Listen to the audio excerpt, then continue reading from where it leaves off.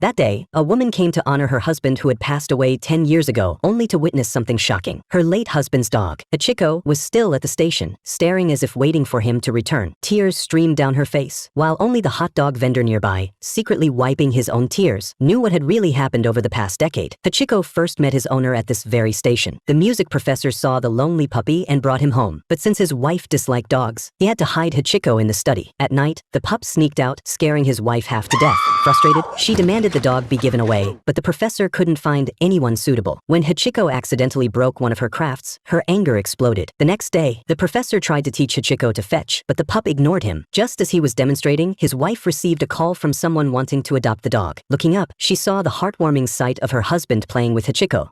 The dog's already been taken. As Hachiko grew older, he became even more attached to the professor. One morning, while the professor was heading to work, Hachiko dug a hole under the fence and showed up at the station. The professor got off the car and tried to send him back, but the pup refused to leave. Left with no choice, he skipped the train and took Hachiko home. That afternoon, when Hachiko heard the train whistle, he escaped again, ran to the station, and waited on the flower bed. In the crowd, he spotted his master instantly. From then on, meeting the professor at the station became a daily routine. Rain or shine, summer or winter. One morning, things were different. Hachiko barked and blocked the door, desperately warning the professor not to go. But pressed for time, the professor still left. Watching him walk away, Hachiko picked up the ball he had always refused to play with and chased after him. The professor's Japanese friend had explained that Akita dogs rarely fetch unless there's a deeper reason. But when he saw Hachiko with the ball, the professor forgot those words and tossed it for him. For the first time, Hachiko fetched it back. Soon, the professor had to board the train. He comforted Hachiko, saying, "See you at 5." Hachiko circled and barked anxiously, sensing something was wrong. Later that day,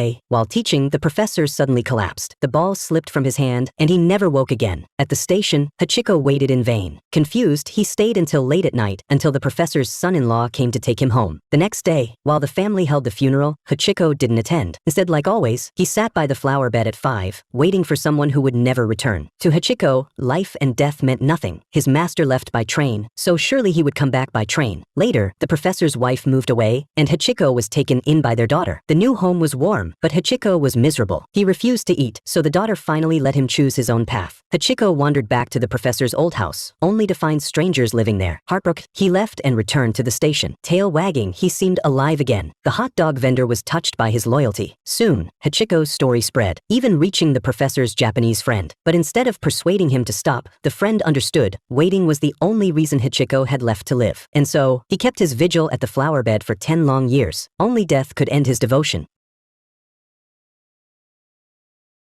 Hachi!